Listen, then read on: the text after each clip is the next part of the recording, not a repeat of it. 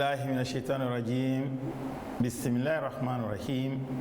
Frères et sœurs en islam, assalamu alaikum wa rahmatullahi ta'ala wa barakatuh.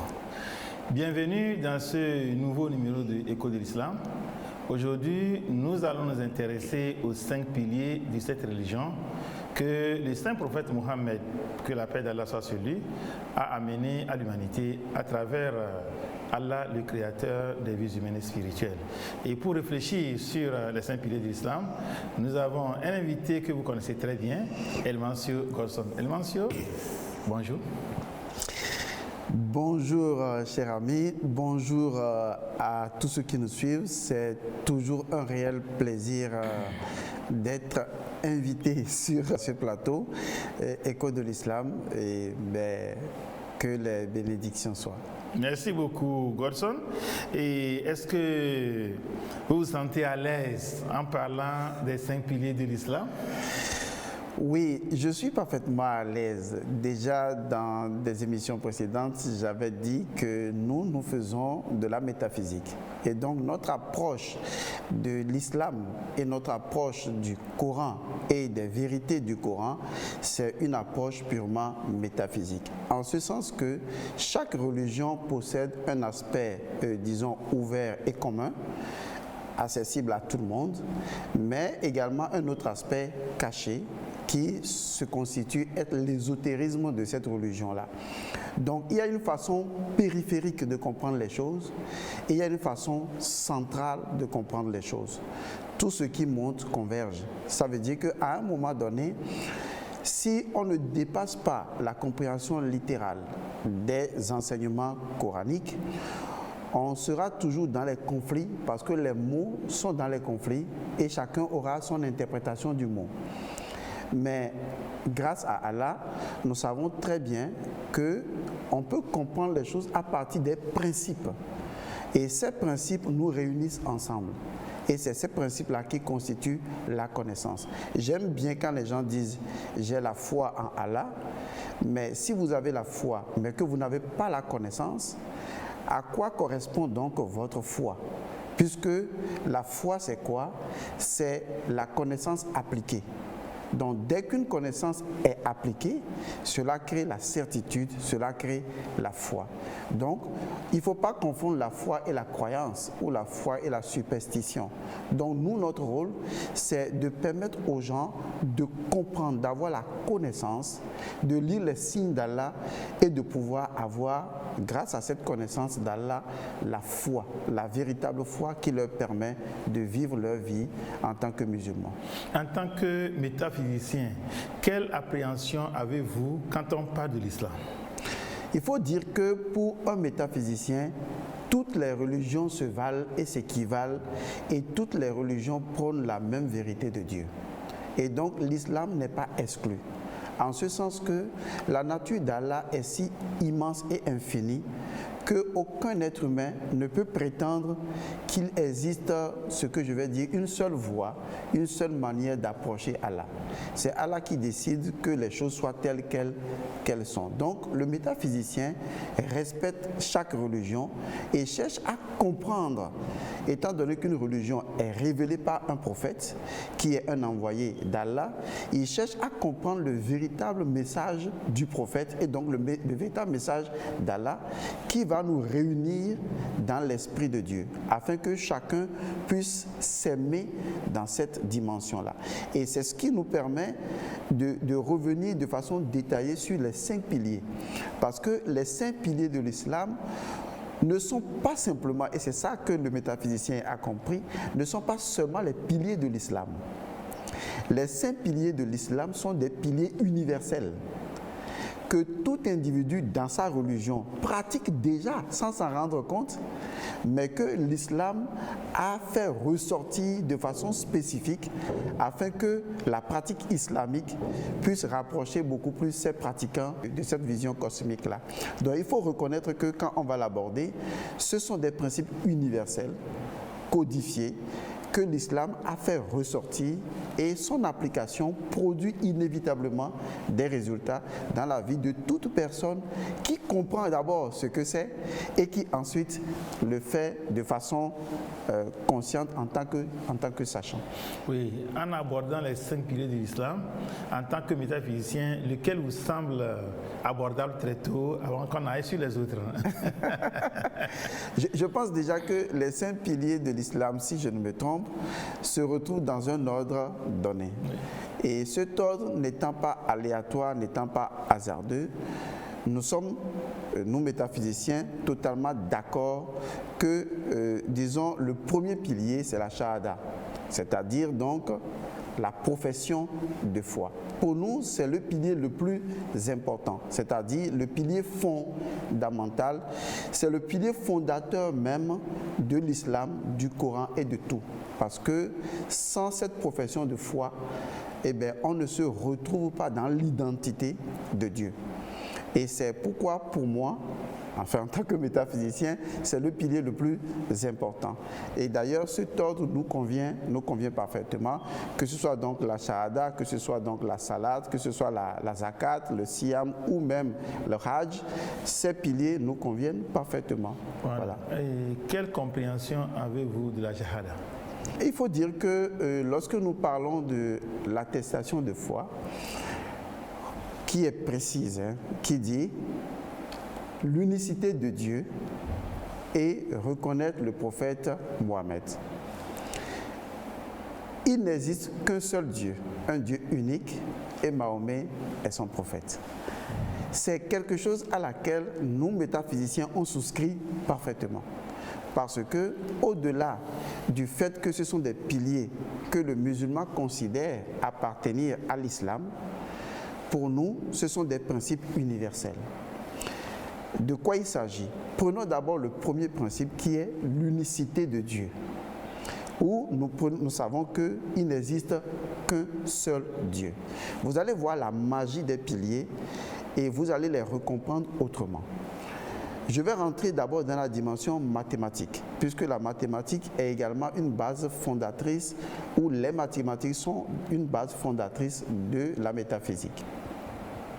Lorsqu'on parle de l'unicité d'un objet, par exemple en métaphysique, en isomorphisme, on dit l'unicité d'un objet satisfaisant certaines propriétés est le fait que tout objet satisfaisant les mêmes propriétés lui est égal. Ce qui veut dire clairement que de façon métaphysique et mathématique, on ne peut jamais remettre en cause le fait qu'il n'existe qu'un seul et unique Dieu. Tout simplement parce que le principe de l'unicité, nous l'incarnons nous-mêmes et c'est la marque du principe unique premier qui l'a laissé à l'intérieur de nous. Deuxième élément, on nous dit, c'est le fait que tout objet ayant les mêmes propriétés lui est égal ou équivalence à peu près. Lorsque vous commencez à admettre qu'il n'existe qu'un seul Dieu, vous êtes en train de produire, d'accord, par cette foi et par cette connaissance, vous êtes en train de produire une relation particulière avec Dieu. Parce qu'en ce moment, vous êtes en train de produire votre propre unicité à travers l'unicité de Dieu. Et du coup, vous réalisez votre unité avec Dieu. Vous réalisez votre éveil grâce à Allah. Donc, Allah devient la source inspiratrice de votre unicité, mais également le moyen par lequel vous réalisez votre unité avec Allah. C'est-à-dire le fait que Allah vous a éveillé à sa vérité. Donc ça, c'est vraiment magique que le musulman ait fait ressortir ou insiste absolument de reconnaître qu'il n'existe qu'un seul Dieu. C'est puissant parce que c'est organisateur de toutes les énergies de notre corps vers un point central. C'est de centraliser toutes les divergences vers un seul élément unique et de reconnaître la valeur de l'unicité de chaque chose comme étant l'empreinte d'Allah, comme étant la réalité même de ce que Allah même est. Et donc, en vérité, je vous le dis, il n'existe qu'un seul et unique Dieu dans une infinité de manifestations. Et donc, nous avons la deuxième étape qui est donc la salat, c'est-à-dire les 5 prières de la journée. Le nombre 5 a toujours été très important. 5 piliers, 5 prières, parce que le 5, si vous suivez son origine numérologique, vous comprendrez que cela représente pour certaines personnes la mère de Fatima, ou tout simplement la bénédiction, ou la profusion, ou l'abondance, ou le fait qu'on reçoit les bénédictions. C'est-à-dire, c'est le nombre qui permet, vous voyez, l'homme a 5 doigts. C'est comme si on disait s'il avait 3, il n'est pas complet. S'il avait 4, il est toujours animal. Mais avec le 5e doigt, il dépasse l'étape animale et il va dans l'étape divine. Donc, avec les 5 prières qui sont réparties sur des périodes bien précises, on se retrouve, disons, encerclé par une énergie de providence divine, par la présence d'Allah. Donc, la prière, c'est quoi? La prière, la salat, ou pour d'autres personnes qui sont persans, namaz, ça veut dire tout simplement apprendre à rentrer dans l'essence de la divinité. La prière nous permet d'entrer dans l'essence de la divinité. Donc, quand le musulman prie 5 fois par jour, qu'il ait la possibilité de le faire 5 fois ou de le faire selon ses capacités, une chose est sûre, le plus important, c'est ce que sa conscience fait. Est-ce qu'au moment de la prière, qu'il commence par la reconnaissance de la grandeur d'Allah et qu'il évolue dans l'énoncement des sourates, est-ce qu'au plus profond de lui, il entre dans l'essence d'Allah? Est-ce qu'il entre dans la divine essence de la réalité? Si c'est le cas, il est déjà en prière. Et donc, ces prières-là sont utiles pour connecter l'homme, son esprit et son âme en permanence à Dieu, à des moments cruciaux de notre vie qui sont symboliques, comme par exemple l'aube. L'aube est un moment important. C'est comme la naissance d'un enfant qui est un moment qu'on ne peut pas négliger. Lorsque vous arrivez à la mi-journée, c'est également un moment important parce que c'est un peu comme d'égale partie. Lorsque vous suivez le déclin vers l'après-midi, c'est également un moment important, c'est le début de l'après-midi, enfin de la soirée. Lorsque vous arrivez, n'est-ce pas, disons, à la prière du coucher du soleil, vous vous rendez compte qu'effectivement, c'est important parce que c'est un moment crucial. Et la nuit, avant de dormir, la prière du soir, c'est également un moment important. Donc vous allez voir que la prière ceinture les moments les plus importants. Pourquoi? Parce que tous les moments importants sont des moments de nouvelle vie. Un enfant qui naît, c'est une nouvelle vie. Quelqu'un qui meurt, c'est une nouvelle vie. Un anniversaire, c'est une nouvelle vie. Ces moments-là sont des moments de reprise de notre vie en main.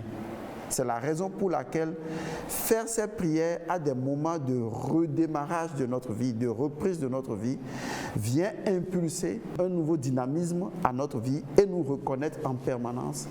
Donc, tous les grands moments de notre existence sont ceinturés. Tous les grands moments sont pris en compte dans l'essence de la divinité.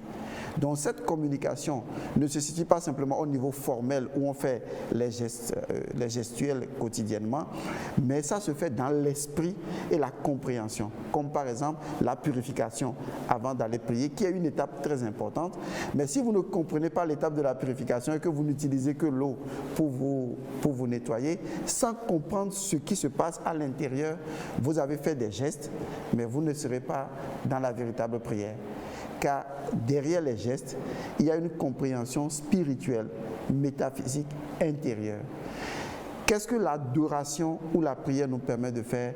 C'est justement de nous rapprocher encore plus de la divinité, parce que le principe métaphysique dit ceci. Lorsque vous adorez quelque chose, vous vous rapprochez par similitude forcément à la chose et vous fondez progressivement en la chose. Donc l'adoration est le moyen le plus important de créer la magie de la similitude avec Dieu. Ce qui nous ramène au premier principe. Rappelez-vous, l'unicité d'un objet satisfaisant certaines propriétés est le fait que tout objet satisfaisant les mêmes propriétés lui est égal. La prière ou la salade nous permet de satisfaire certaines propriétés qui vont nous rapprocher encore de façon équivalente progressivement d'Allah. Oui, merci. Ça nous rapproche d'Allah. Vous qui êtes métaphysicien, est-ce qu'il vous arrive de vous rapprocher à Allah par la prière musulmane? Il faut dire qu'un métaphysicien a un éventail de moyens de communication et de communion avec Dieu. C'est ce que nous appelons la technologie même de la spiritualité, puisque la technologie regroupe quoi? Les outils et les techniques pour communiquer avec. Donc, il y a la méditation, il y a la prière, il y a l'adoration, vous voyez, il y a le chant du zikr, c'est-à-dire le chant des noms sacrés. Donc on a un éventail de moyens pour pouvoir communiquer avec Dieu. Première chose. Deuxième chose, un métaphysicien est ouvert à toutes les formes de prière. Il peut faire la prière musulmane, la prière chrétienne, n'importe quelle prière. Parce que pour lui, ce n'est pas la religion qui nous éloigne ou nous rapproche de Dieu. C'est la pratique individuelle qui rapproche ou qui éloigne de Dieu. Donc faire une prière musulmane, c'est tout à fait à notre actif. On l'a fait, on peut la faire, comme on peut faire une prière bouddhique, on peut faire une prière chrétienne. C'est ce qui se passe à l'intérieur de nous qui est important. Parce que Allah, excusez-moi de le dire, n'a pas de religion propre. C'est là où se trouve la guerre. La religion ou l'islam dont on parle n'est pas physique. Il est dans notre pratique intérieure, il est dans notre cœur. Il y a un islam en chacun d'entre nous. Il y a une religion musulmane en chacun d'entre nous, dans le cœur de chaque musulman.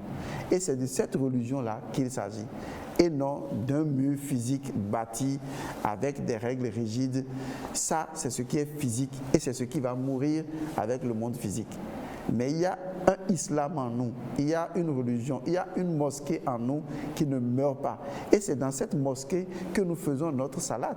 C'est dans cette mosquée-là que nous faisons notre shahadat. C'est dans cette mosquée que nous faisons notre zakat. C'est dans cette mosquée que nous faisons notre siyam. C'est dans cette mosquée que nous faisons notre hajj.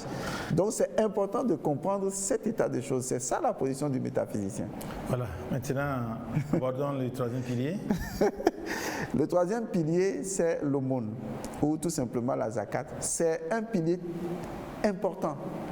Et vous savez pourquoi c'est important? Parce que c'est le pilier qui nous révèle le mystère de façon pratique des mots suivants. Allah, le tout miséricordieux, le très miséricordieux.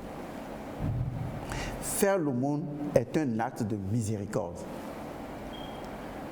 C'est l'expression de la miséricorde d'Allah. Si vous voulez bien y réfléchir un instant, vous allez voir que Allah est le premier à avoir fait l'aumône.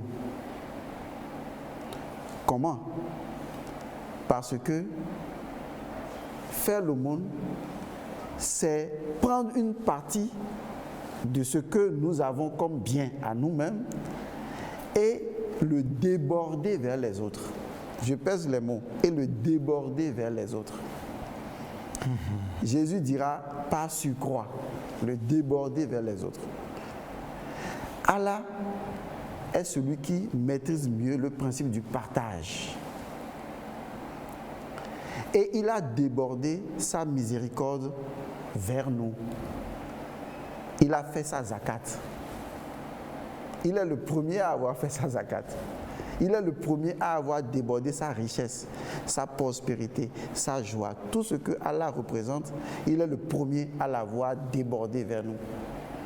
Et tout ce qu'on nous demande de faire en zakat, c'est de faire ce que Allah sait déjà faire.